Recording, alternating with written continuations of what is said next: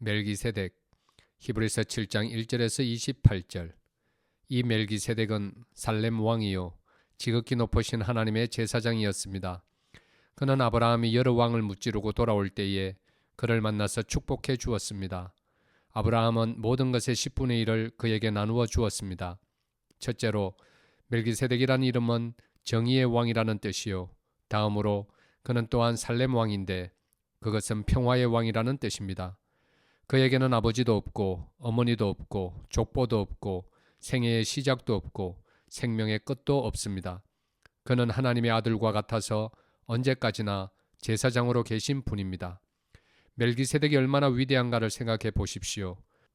족장인 아브라함까지도 가장 좋은 전리품의 10분의 1을 그에게 바쳤습니다.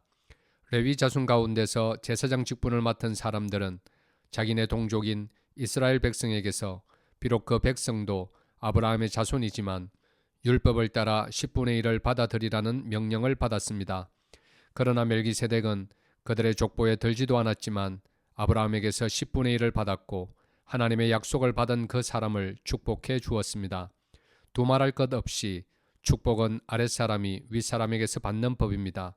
한편에서는 죽을 수밖에 없는 사람들이 10분의 1을 받고 다른 한편에서는 살아계시다고 입증되시는 분이 그것을 받습니다. 말하자면 10분의 1을 받는 레위인까지도 아브라함을 통해서 10분의 1을 바친 셈이 됩니다.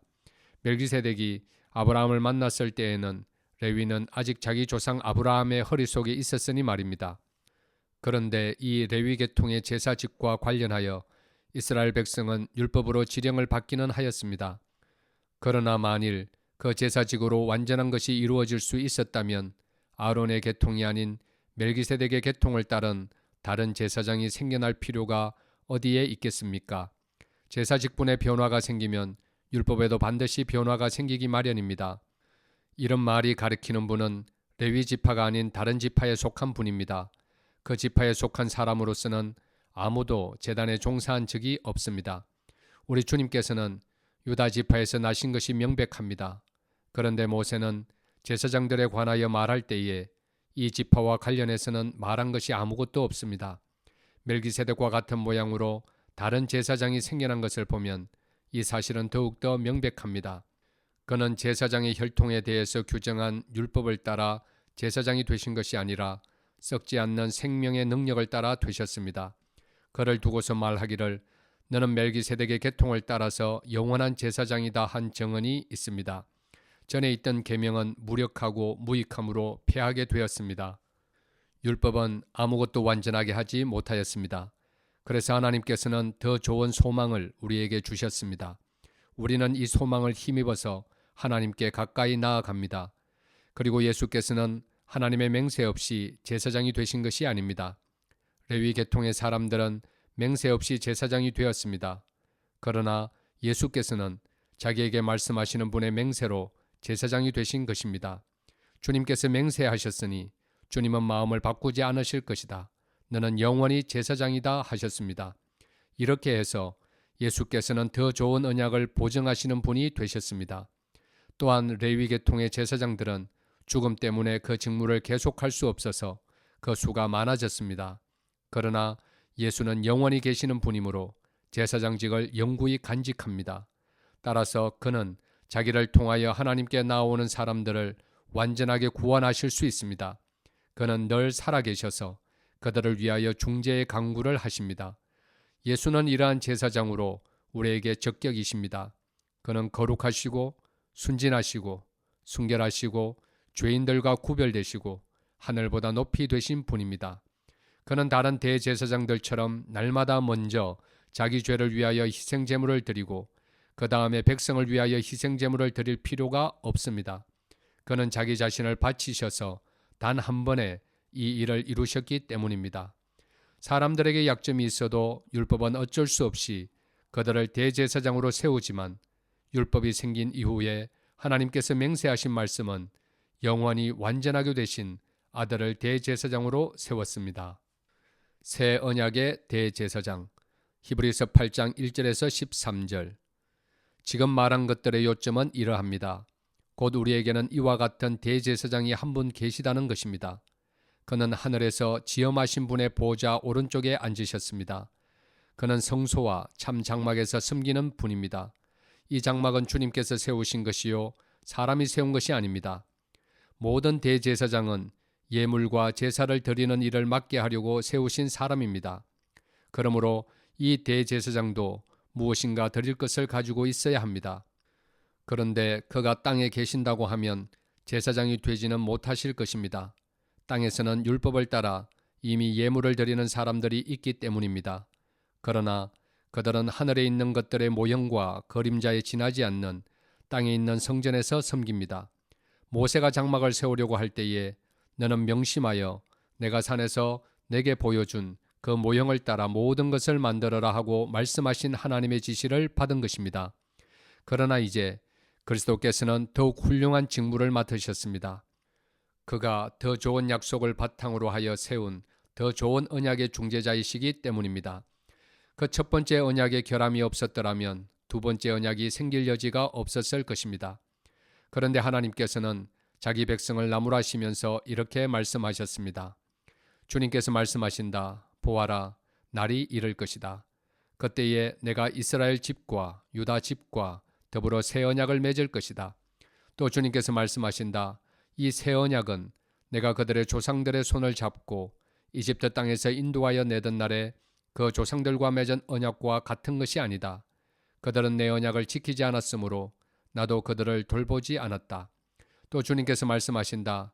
그날 뒤에 내가 이스라엘 집과 맺은 언약은 이것이니 나는 내 율법을 그들의 생각에 넣어주고 그들의 마음에다가 새겨주겠다. 그리하여 나는 그들의 하나님이 되고 그들은 내 백성이 될 것이다. 그리고 그들은 각각 자기 이웃과 자기 동족을 가르치려고 주님을 알라고 말하는 일이 없을 것이니 작은 사람으로부터 큰 사람에 이르기까지 모두 나를 알 것이기 때문이다. 내가 그들의 불의함을 긍휼히 여기겠고 더 이상 그들의 죄를 기억하지 않겠다. 하나님께서 새 언약이라고 말씀하심으로써 첫 번째 언약을 낡은 것으로 만드셨습니다. 낡고 오래된 것은 곧 사라집니다. 땅의 성소와 하늘의 성소. 히브리서 9장 1절에서 22절. 첫 번째 언약에도 예배 규정과 세상에 속한 성소가 마련되어 있었습니다. 한 장막을 지었는데 곧 첫째 칸에 해당하는 장막입니다. 그 안에는 촛대와 상이 있고 빵을 차려 놓았으니 이곳을 성소라고 하였습니다. 그리고 둘째 휘장 뒤에는 지성소라고 하는 장막이 있었습니다. 거기에는 금으로 만든 분향제단과 온통 금으로 입힌 언약궤가 있고 그 안에는 만나를 담은 금 항아리와 싹이 난 아론의 지팡이와 언약을 새긴 두 돌판이 들어 있었습니다. 그리고 그 언약궤 위에는 영광에 빛나는 그룹들이 있어서 속죄판을 그 날개로 내리덮고 있었습니다. 지금은 이것들을 자세히 말할 때가 아닙니다. 이것들이 이렇게 마련되어 있어서 첫째 칸 장막에는 제사장들이 언제나 들어가서 제사의식을 집행합니다. 그러나 둘째 칸 장막에는 대제사장만 1년에 한 번만 들어가는데 그때에는 반드시 자기 자신을 위하여 또 백성이 모르고 지은 죄를 사하기 위하여 바칠 피를 가지고 들어갑니다. 이것은 첫째 칸 장막이 서 있는 동안에는 아직 지성소로 들어가는 길이 드러나지 않았음을 성령께서 보여주시는 것입니다. 이 장막은 현 시대를 상징합니다. 그 장막 제1을 따라 예물과 제사를 드리지만 그것이 의식 집례자의 양심을 완전하게 해주지는 못합니다. 이런 것은 다만 먹는 것과 마시는 것과 여러 가지 씻는 예식과 관련된 것이고 개혁의 때까지 육체를 위하여 부과된 규칙들입니다. 그러나 그리스도께서는 이미 일어난 좋은 일을 주관하시는 대제사장으로 오셔서 손으로 만들지 않는 장막, 다시 말하면 이 피조물에 속하지 않는 더 크고 더 완전한 장막을 통과하여 단 한 번의 지성소에 들어가셨습니다. 그는 염소나 송아지의 피로서가 아니라 자기의 피로서 우리에게 영원한 구원을 이루셨습니다. 염소나 황소의 피와 암송아지의 죄를 더러워진 사람들에게 뿌려도 그 육체가 깨끗하여져서 그들이 거룩하게 되거든 하물며 영원한 성령을 힘입어 자기 몸을 흠없는 제물로 삼아 하나님께 바치신 그리스도의 피야말로 더욱더 우리들의 양심을 깨끗하게 해서 우리로 하여금 죽은 행실에서 떠나서 살아계신 하나님을 섬기게 하지 않겠습니까? 그러므로 그리스도는 새 언약의 중재자이십니다. 그는 첫 번째 언약 아래에서 저지른 범죄에서 사람들을 구속하시기 위하여 죽으심으로써 부르심을 받은 사람들로 하여금 약속된 영원한 유업을 차지하게 하셨습니다. 유언의 효력을 논의하는 경우에는 유언한 사람이 죽었다는 확인이 꼭 필요합니다. 유언이라는 것은 유언한 사람이 죽어야만 효력을 냅니다. 유언한 사람이 살아있는 동안에는 유언은 아무런 효력이 없기 때문입니다. 이러므로 첫 번째 언약도 피 없이 세운 것은 아닙니다.